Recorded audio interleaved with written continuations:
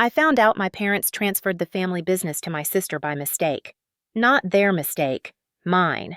I opened the wrong drawer at the wrong time, looking for a vendor contract that should have been archived in finance. It was the kind of task I'd handled 1,000 times over the past 15 years with no thanks, no acknowledgement, just quiet trust that I'd clean up whatever internal mess they left behind. The drawer was mislabeled. The file inside had nothing to do with what I was searching for. And yet it changed everything. My name is Natalie Portman, and clean lines for coffee roasters and co-living startups for years.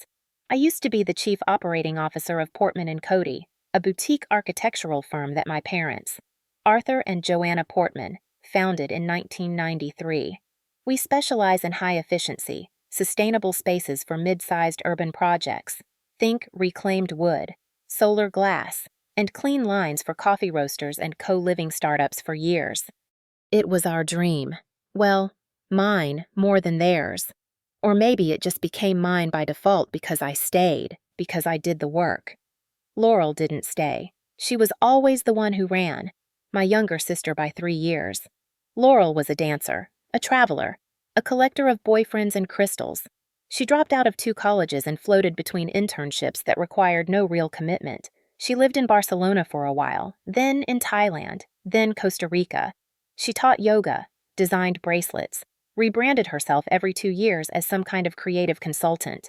Our parents adored her. Of course, they found her free spirit refreshing. I found her absence convenient, while she was hiking volcanoes and journaling in jungle retreats. I was here grinding through RFPs, late-stage planning revisions, and painful vendor negotiations. I was the one up at 2 a.m. rewriting permit applications because the city planner changed the code on a solar threshold. I was the one covering payroll when a project stalled and our clients delayed payment. Laurel didn't even know how to open our project management dashboard, so you can imagine what it felt like. Sitting alone at my desk that Thursday night, fluorescent office light buzzing overhead, when I opened a file titled Insurance Forms Q1 and found a notarized ownership transfer instead. 70%. That's how much of the company my parents had legally given to Laurel 6 months ago. The remaining 30 was split between them. Me nowhere. Not a mention. Not a clause. Not a footnote. I wasn't just excluded. I was erased. My breath went shallow. The room felt too quiet, too still. My hands shook as I flipped through each page, hoping I had misunderstood. Maybe it was a placeholder document, a draft, a proposal that never went through. But no, the signatures were real, dated, witnessed, filed. My father's initials on every line. My mother's familiar cursive on the bottom margin, where she always wrote notes to legal counsel, and Laurel's signature, bold and confident, as if she had earned this. I sat there for almost an hour, not moving. I didn't cry. I didn't scream. What surprised me most was how unsurprised I was. Somewhere deep down, I think I had always known this would happen, the way they introduced her as our creative eye in company meetings. Even when she hadn't contributed anything, the way my mother downplayed my long hours, saying, "You need to get out more, be more like your sister." The way Laurel was added to the board as a creative advisor, even though she didn't understand our financial model. Still, knowing it might happen and seeing the paperwork are 2 different things. I went home that night and stood in my kitchen staring at a bowl of lemons that had gone soft. I hadn't cooked in days, maybe weeks. There was always some fire at work that needed putting out. I sat on the floor, back against the fridge, folder in my lap, and tried to remember the last time anyone in my family had asked me what I wanted. The next morning, at 8:07 a.m., my father called. Our largest client, Fieldstone Developments, was threatening to pull their contract after a blown site inspection. They needed a senior partner to show up immediately to salvage it. He sounded tired, desperate, and for the first time in 15 years, I didn't offer a solution. I didn't ask questions or suggest a strategy. I just said, "Let Laurel handle it," and hung up. There was a long pause on the line before he responded. That silence said more than anything he could have. That was the day everything changed. The silence after I hung up was louder than any screaming match we'd ever had. I didn't expect him to call back, and he didn't. Not that day, not that weekend, not for the next full week. Maybe he was too stunned. Maybe he was hoping I'd cool off, like I always had in the past, but this time felt different. The betrayal wasn't about money or credit, it was about erasure. And you don't come back from that with a quick fix. You don't patch over this kind of silence with an apology lunch and a half-hearted "you've always been important to." This wasn't a misunderstanding. It was a decision. Deliberate. Signed and stamped. I spent most of that weekend in a haze. I tried to go on my usual Saturday hike, but turned around halfway. My legs moved, but my mind kept circling the same questions. How long had they planned it? Did they discuss it at those family dinners I skipped to finish project deadlines? Did my mother know I was being written out when she asked me to proofread Laurel's new bio for the company website? How many people inside the firm already knew I had no stake left? How many were smiling politely at meetings while secretly reporting to Laurel on Sunday? I opened my laptop and started rereading old emails. I searched terms like ownership, equity, transition, hoping maybe I'd miss some clue. I found nothing, just dozens of threads with me coordinating with clients, managing staff exits, chasing municipal permits, and pushing through late-stage revisions on design concepts Laurel probably couldn't even interpret.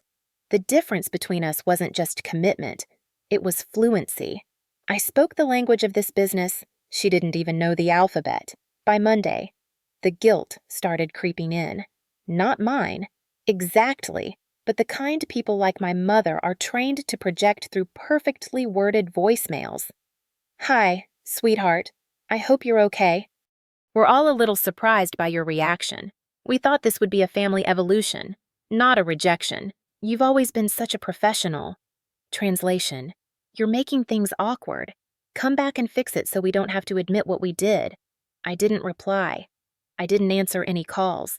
But I listened to every message. I wanted to hear how far they'd been before they cracked. A few of my team members texted casually, questions wrapped in small talk. "Hey, everything all right? Laurel mentioned something about you taking time off." Or just checking. "Did you want me to go ahead with the Westridge bid or wait for green light?" I gave no answers. I was done being the emergency contact for a system that had quietly voted me off the island.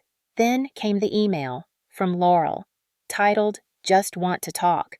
She wrote that she never intended to replace me, but she was shocked when Dad asked her to accept majority ownership and that it all happened so fast. She said she thought I'd been consulted, that she assumed I approved, as if that cleared her, as if signing her name on a contract that handed her the lion's share of a company she didn't build was just a clerical misunderstanding. I stared at her email for almost an hour before closing it without a reply. That night, I finally cried. Not loud, not messy, just slow, burning tears while I sat on the floor of my living room, holding a frame project photo we took after completing our first carbon-zero residential complex. I'd forgotten it was there, tucked on the lower shelf under stacks of zoning binders.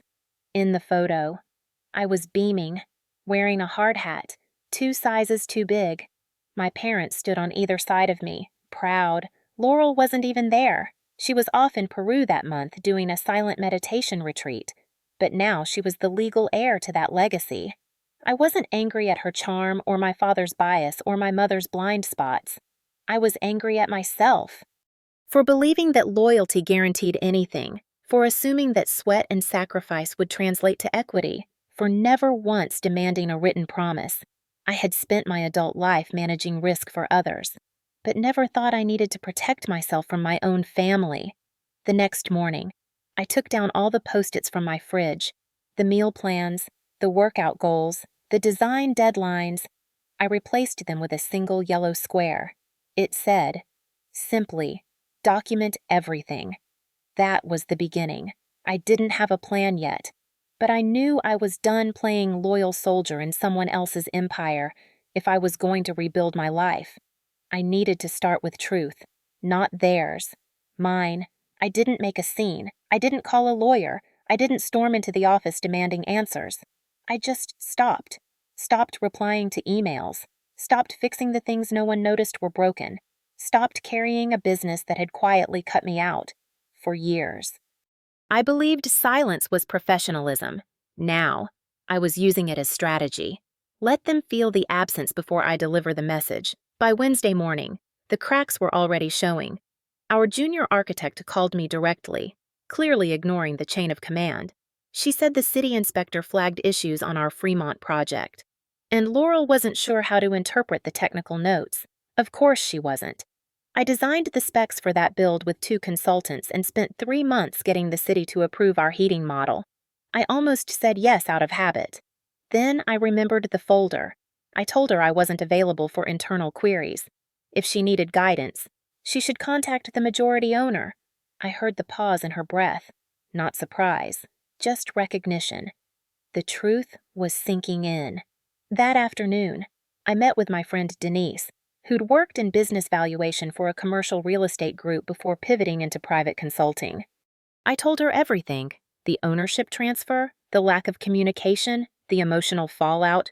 She didn't try to console me. She just opened her laptop and said, "Let's quantify your value." For the next 3 hours, we sat at a small cafe while she walked me through how to document my contributions like a portfolio. She explained how to separate company assets from personal knowledge, how to log every system I'd implemented, every client I'd brought in, every operational change that led to cost savings. She showed me how to format everything into a clear, unemotional file, a resume disguised as evidence. Later that night, I opened a blank document. I called it proof of work. I started with my earliest projects, the ones I led in my 20s when I had no title, but all the responsibility. I wrote down how I'd rescued the Selwood site after the lead contractor quit mid-build, how I introduced the resource-efficient lighting system that saved the firm 20% in electricity costs over 5 years. I listed the green building certifications I'd secured that elevated our profile in national design circles. No fluff, just facts. By the end of the weekend, the file was 27 pages. Not one line referenced Laurel. Not one sentence relied on anyone else's effort. It wasn't revenge. It was clarity. Sunday evening, I got a call from my father. He didn't say hello, just opened with, "We need you to come in Monday morning. The Montgomery deal is falling apart. Laurel says she can't make sense of the client's specs." I waited for the apology that didn't come, then said, "I'm unavailable. She owns the company. She can solve it," and hung up. This time, the silence on the other end didn't sting. It satisfied. The next day, I went for a long walk through a part of town I used to love, but hadn't visited in years, the industrial blocks near the waterfront. Now gentrifying fast, work buildings turned into galleries, warehouses repurposed into co-working spaces. I passed by a new build with clean lines and passive ventilation panels that made me stop and smile. Not because I'd worked on it. I hadn't.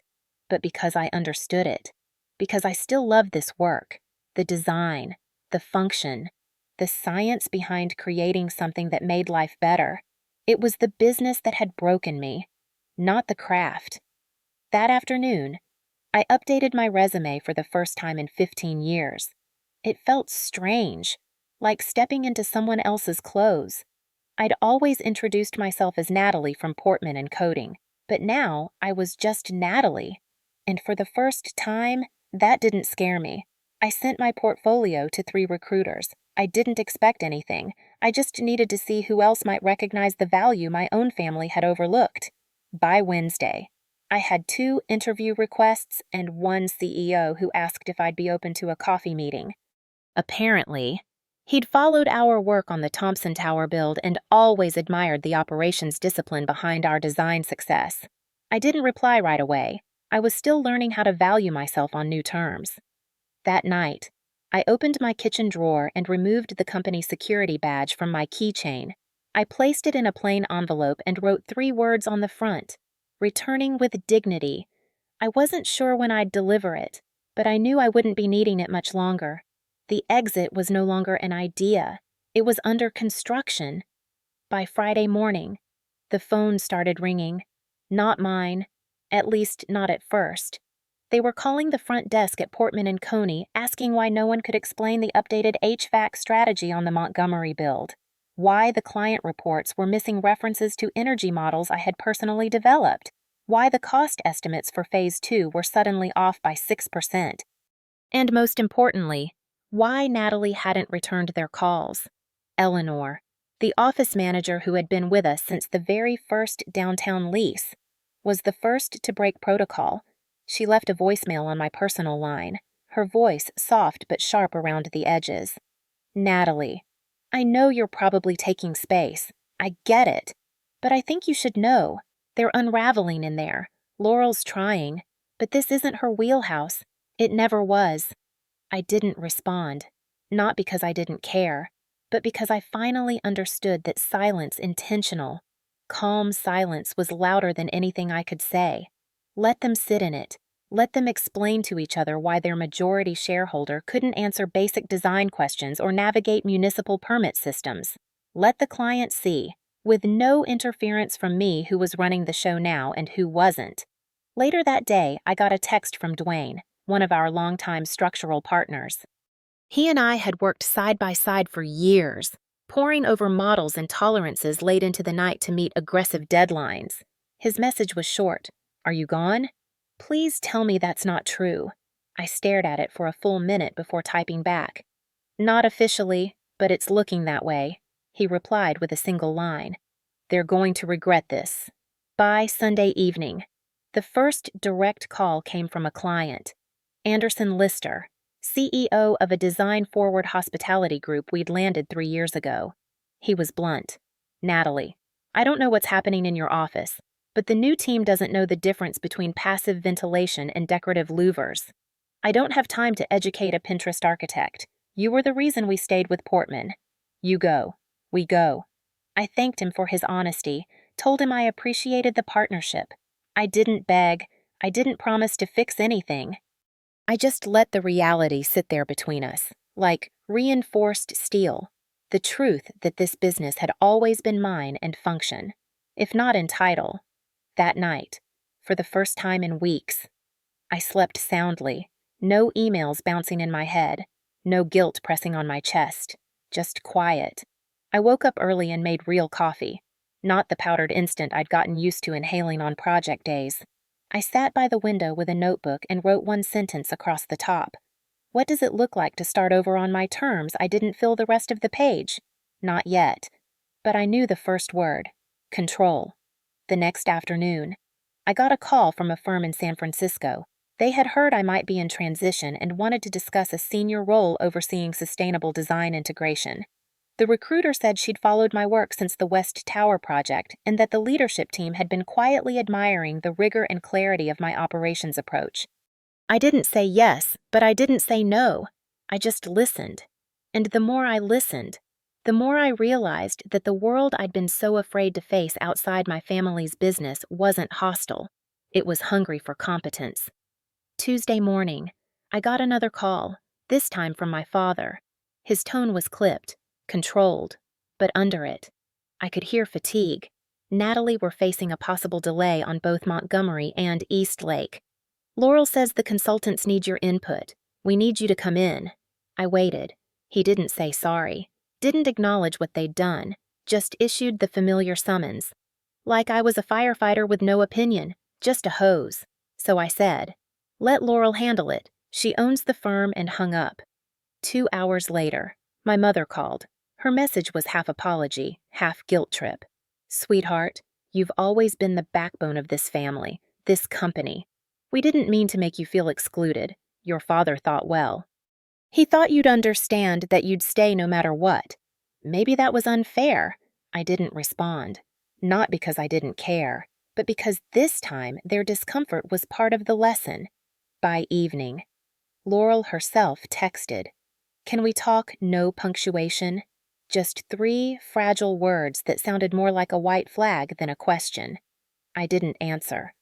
The next day, I finally opened the job offer from the San Francisco firm. It was better than I expected. Executive title, competitive salary, equity path, autonomy. But more than that, it came without baggage, no emotional undercurrent, no generational guilt, just the facts of what I could build if I chose to step out from the shadow I had helped construct. My decision wasn't final yet, but my posture had changed. I was no longer waiting to be chosen. I was finally choosing by Thursday afternoon. I had become the question everyone at Portman & Company was too nervous to ask out loud. Eleanor confirmed it in a brief text. "Everyone's walking on eggshells." Laurel tried to explain your time off in the Monday briefing. No one bought it. That was the difference between respect and authority. Authority could be assigned. Respect had to be earned. And for 15 years, I had earned it through sheer consistency. That night, I met with a man named Marcus, an executive from the San Francisco firm who had flown up for a quiet dinner. We sat in the corner booth of a restaurant I used to walk past without noticing. He didn't pitch me. He didn't flatter me. He asked thoughtful questions about how I approached systemic design failure, about what I'd do differently if given clean ground. He didn't mention my family once. It was the first time in years I spoke about my work without defending it. "As we parted ways," he said, "whatever your family's story is, just know that the industry sees you and it's watching what you do next." I got in my car and just sat there.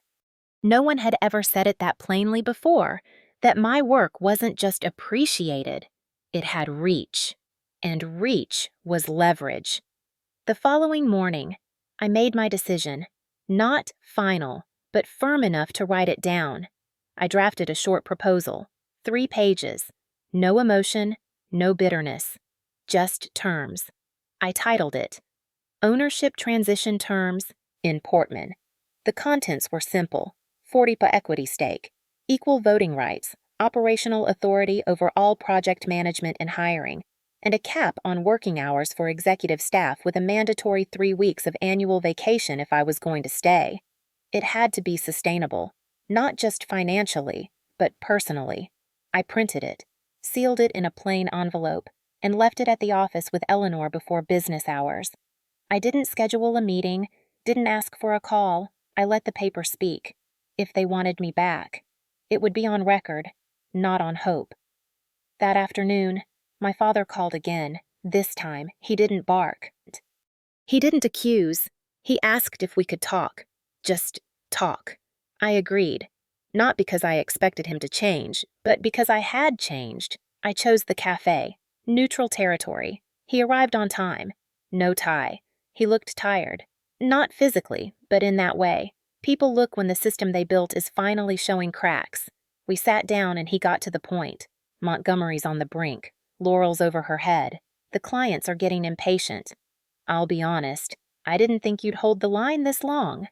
I stirred my tea slowly and replied, "That's because you thought loyalty was the same as silence." He didn't deny it. He just said, "Your document. We reviewed it." And then he paused. "It's aggressive." "No," I said calmly. "It's fair. It's what I've already earned." He asked what would happen if they refused. I told him I had options and I wasn't bluffing. He nodded. "We'll need to discuss as a family and with legal." I stood up. "Take your time. My offer expires in 5 days." Then I walked out. No drama. Just boundaries. The next evening, Laurel called. I let it ring. Then she texted, "Can we talk before the meeting?" Just us. I didn't answer right away. I wasn't angry. I just wasn't in a rush anymore. When you've spent years chasing validation, learning to sit in stillness is the real power move on Sunday morning. My mother called. Her voice cracked in the voicemail. "Natalie, we never intended to shut you out. We underestimated what you were carrying, and we see that now. It wasn't an apology. Not quite, but it was a signal." By Monday, the boardroom was ready. My parents, Laurel, our longtime attorney, Harold, and an empty chair for me. I walked in 5 minutes early, sat down, and said nothing, just waited. Laurel spoke first. She admitted the structure wasn't working, that the company needed more than good branding and client charm. It needed backbone, systems, someone who understood construction deadlines and budget overruns and energy compliance. "It needs you," she said. I didn't reply. Not yet. I waited for my father. He looked at Harold, then back at me. We accept your terms. All of them. He paused. And we'd like you to stay. I nodded. No smile. No thank you. That's the clarity of a woman who finally learned her value. I didn't come to that meeting for revenge. I came to restore the balance. And for the first time in this family business, the numbers finally told the truth. The signature happened quietly. No grand announcement. No champagne. Just a pen gliding across paper in a conference room that had once felt like home. Then exile. And now something in between. 40% ownership. Equal authority. Mandated vacation policy. I didn't ask for a corner office. I asked for control over how I used my time. That was the true currency. The board countersigned. Harold, our attorney, filed the documents, and just like that, the structure I had held up for years was now finally acknowledging my name on its foundation. Laurel approached me after everyone else left. She looked different, less defiant, more human. I didn't understand before, she said, fidgeting with the sleeve of her blazer. Dad told me you were irreplaceable, but I thought that was just loyalty talk. Now I get it. I never wanted to take anything from you. I just wanted to matter. I looked at her, really looked at her. Not as the girl who floated through life while I held the line, but as a woman who'd been handed a title. She didn't know how to wear. You do matter, I said, steady. But you can't matter by stepping on someone else's work. Build your own path, and I'll meet you there. She nodded. No defense, no excuses, just breath. The next morning, I walked back into the office, not as an employee, not as someone covering for a team that didn't see her, but as a partner. People looked up. Some smiled. Some looked relieved. A few looked embarrassed. Eleanor handed me a folder with project updates and said, "Welcome home, boss." I smiled, not out of ego, but because I realized she meant it. This place hadn't felt like home in a long time. Now it was mine to shape. The first thing I did was dismantle the culture of overwork. I called a meeting with all department leads and laid out new scheduling guidelines. No one would be praised for sending emails at 11 p.m. No one would be expected to answer calls on Sundays. We set clear work hours, built project timelines with buffers, and integrated time-off tracking into every team dashboard. It wasn't about being soft, it was about being sustainable. People didn't need burnout to prove they cared. They needed systems that respected their lives. Next, I restructured our project pipeline. Laurel, to her credit, was receptive. She had a natural eye for branding and presentation, so I asked her to lead creative development and client acquisition.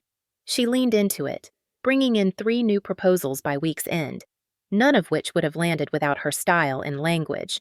But this time, I wasn't the one cleaning up after her. We scheduled debriefs. We set expectations. We documented workflows for the first time. We weren't competing. We were collaborating from our strengths. Our staff responded quickly. The tension that had built up during my absence started to dissolve. People stopped whispering.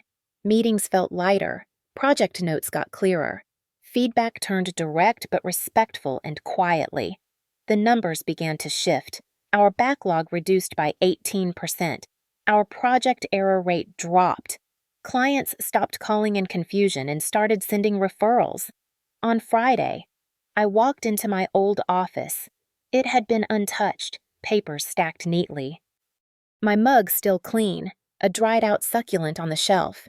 I picked it up, smiled at the irony, and replaced it with a fresh one.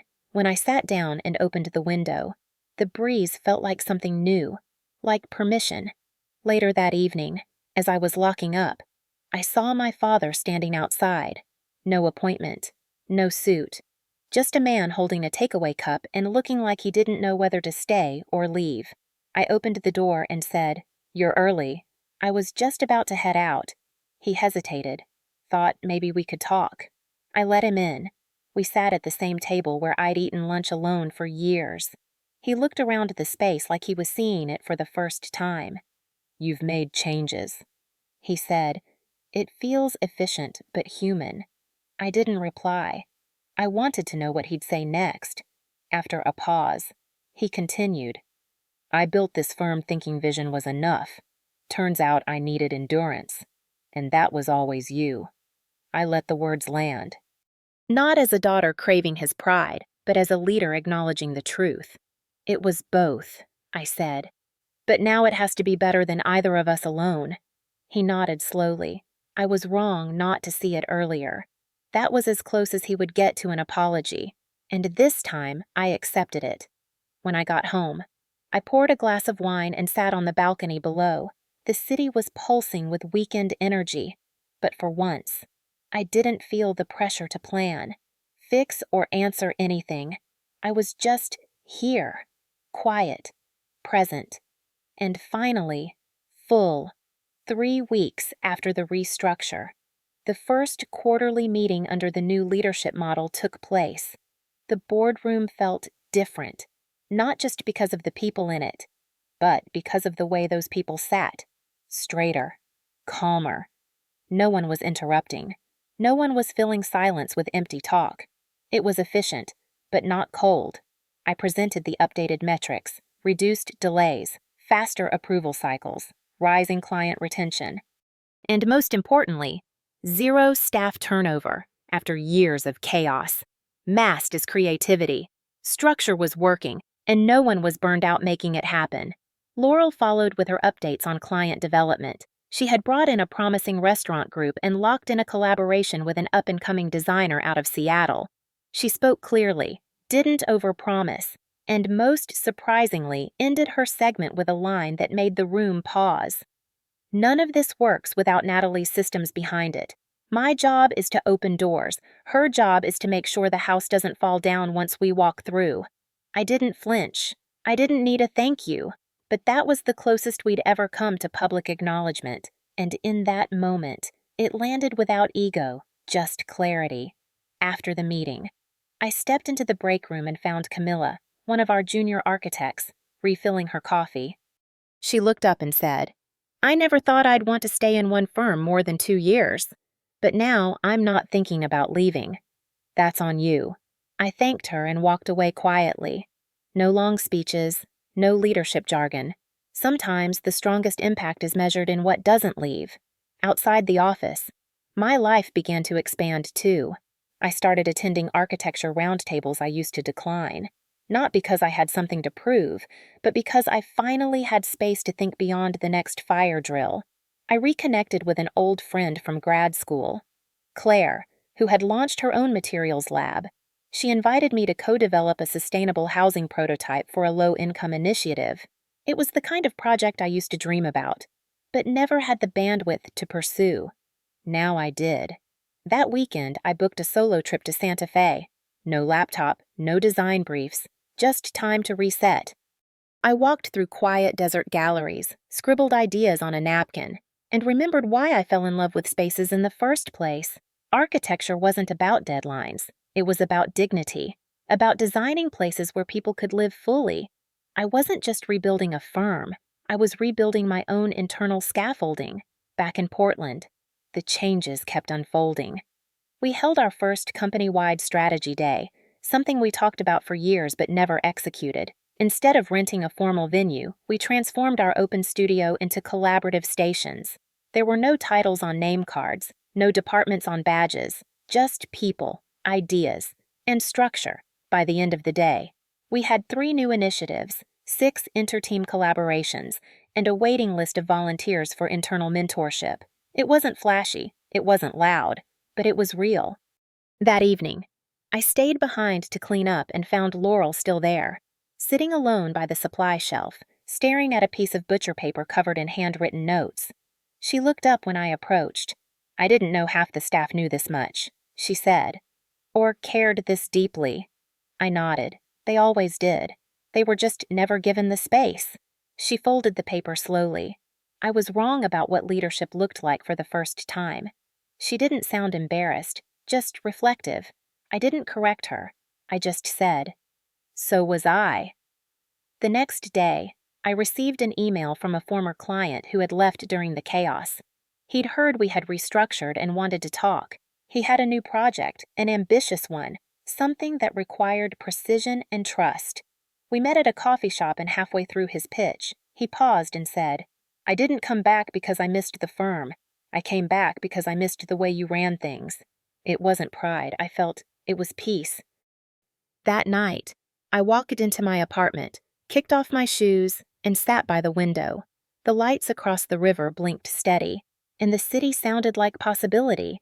I realized I no longer associated work with exhaustion. I no longer measured my value by how many disasters I solved before breakfast. I was no longer a name buried in a folder. I was the builder now, of teams, of structure, of a life that worked. It was a Wednesday morning when I got the email from our city's architectural council. They were selecting 10 professionals for an upcoming public design advisory board. My name was nominated twice, not by my family, not by people I'd networked with, but by 2 former interns I had mentored years ago in their forms. They cited structured calm under pressure and making design accessible from the ground up. I didn't need the title. I wasn't angling for recognition. But the nomination made something click. When you stop chasing credit, it often starts finding you. That same week, I reviewed our upcoming portfolio for the spring client showcase. I noticed Laurel's creative team had taken our design narrative in a bold new direction. More color, more community-centered framing. It wasn't what I would have done, but I liked it. And more importantly, it worked. Our name was starting to show up in conversations again, not because of legacy, but because something had shifted the energy, the intention, the way we presented ourselves to the world. The foundation was still mine, but the face was evolving, and that was exactly the kind of leadership I wanted to build. We got a call from Anderson, one of our oldest clients, the same man who had threatened to pull out when I stepped away. He wanted to renegotiate terms on his next project, not to haggle, but to expand. "You've proven you can grow under pressure," he said. "Now let's see what you can do with space." That phrase stayed with me. Space. It was something I used to fight for. Now it was something I created. At our next leadership huddle, I shared something I'd never said aloud in the office. I want this place to be somewhere people don't just survive, but create. I want us to be known, not for how many hours we grind, but for the way we solve. That's our edge now. The team nodded. Some looked surprised, some relieved. One person actually clapped. Not a big applause, just one soft, real gesture. Later that day, I found a handwritten note on my desk. No name, just words. "Thank you for changing the way leadership feels." I kept it in my drawer, not for pride, for grounding. Outside of work, things started moving too. I joined a local women in design group, not as a speaker, but as a listener, for the first time in years. I sat in a room and didn't have to be the one holding everyone else together. I took notes. I laughed. I offered thoughts only when asked. One woman approached me afterward and said, "I followed your firm for years. I thought you were a ghost. Now I see the person behind it. That was enough." On a Friday afternoon, I got a message from a senior editor at a respected design publication. They were writing a feature on sustainable firms that had turned internal conflict into new operating models. She asked if I'd be willing to talk, not just about the projects, but about the leadership transformation. I paused. Normally, I would have declined, but I said yes, not for fame, not for clicks, but because I knew someone might read it in their own moment of invisibility and realize they weren't crazy for wanting recognition, for needing oxygen. The article went live 2 weeks later. It didn't make headlines, but it circulated quietly, powerfully. My inbox filled with messages from designers, operations managers, and even burned-out founders. One line from the article kept getting quoted. Sometimes the loudest shift happens when the person who always cleaned up finally stopped sweeping. I didn't write that. The editor did. But it was true. That evening, my father called, not for business, just to ask how I was doing. There was a moment in the conversation that caught me off guard. He said, "You know, Your mother and I have started taking Fridays off. We copied your time model. Turns out we can live without 5 meetings a day. I smiled, not because I needed credit, but because even in his own way, he was admitting something had changed, and it started with me. At dinner that weekend, the whole family sat around the table. No tension, no awkward small talk, just slow food and easy laughter. My mother brought out a box of old sketches from the early days of the firm. We passed them around like souvenirs from a past that no longer defined us. Laura looked over one rough drawing of our first storefront office and said, "This place never stood still. Maybe that was the point." I nodded. We just needed to remember who actually kept it upright. By the start of the new quarter, our financials came in stronger than expected. The projections Laurel's team had hesitated to approve turned out not just accurate, but conservative. Our costs dropped. Client feedback scores rose more than the numbers, though there was a new undercurrent in the office, an ease that didn't come from perfection, but from clarity. Everyone knew who did what. Everyone knew what was expected, and most importantly, no one felt like they were sprinting to earn survival. One afternoon, during a project debrief, our lead engineer said something that caught me off guard. We were reviewing a site issue that had nearly derailed a downtown expansion, but had been resolved before it reached the client. He looked at me across the table and said, "The reason that didn't turn into a crisis is because you built a process that saw it coming." Then he added, "You don't react, you architect." It wasn't praise. It was observation, and it meant everything. Around that time, I received an invitation to speak at a private summit for women in architecture and operations. The topic wasn't about aesthetics, it was about infrastructure, not the kind made of steel and concrete, but the invisible kind: emotional systems, people management, boundary setting, and the long game of leadership without applause. I said yes. When I took the stage 3 weeks later, I didn't start with my title. I started with the folder, the one I found in a drawer labeled insurance, the one that told me I didn't matter, not on paper. I described the moment I realized I was no longer building my future, but just holding up someone else's inheritance. And I described what happened when I stopped, how I said, "Let Laurel handle it," and walked away from the burning building. The room was silent, but it wasn't uncomfortable. It was the kind of silence people give you when they see themselves in your story. Another word. A woman in her early 30s approached me. She looked exhausted in that way people do when they've been holding a place they no longer fit. She said, "I thought if I just stayed long enough, they'd notice. But now I realize I need to stop waiting for permission to matter." I didn't offer advice. I just said, "Start writing down what you've already built, not what they gave you, what you created." She nodded like someone who finally understood what her next move would be. Back in Portland, I returned to the rhythm we had built. It wasn't glamorous, but it was working. On Fridays, I left on time. On Mondays, I walked in with mental space intact. I started taking one day each month to shadow a different department. Not to audit, but to observe. Sometimes I'd sit with the drafting team. Other times, I'd join Laurel in client meetings. She had grown, too. Her pitches had structure now. Her reports were cleaner. She didn't ask for help out of panic anymore. She asked with intent. The sibling tension had become something closer to mutual regard. We weren't friends. Not exactly. But we weren't strangers playing roles, either. Our parents, too, began showing signs of change. My mother stepped back from trying to mediate everything and started inviting me to things that had nothing to do with work. A concert, a local exhibit. It was her way of saying she saw me as more than utility.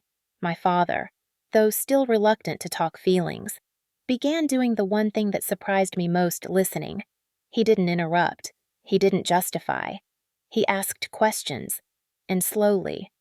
I stopped waiting for him to say the words I used to ache for, because his actions had already begun to rewrite the legacy he once denied me.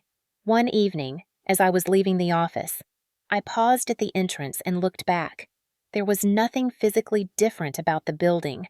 Same gray walls, same frosted glass doors, but something had shifted. It was in the way people walked, the way they greeted each other, the way they didn't flinch when something went wrong. We weren't just fixing projects. We were building a place where people could work without bracing for impact. And somehow, without raising my voice or making enemies, I had become the anchor of that change. That's the thing about being the quietest person in the room. People underestimate you until they realize the systems they rely on run because of you.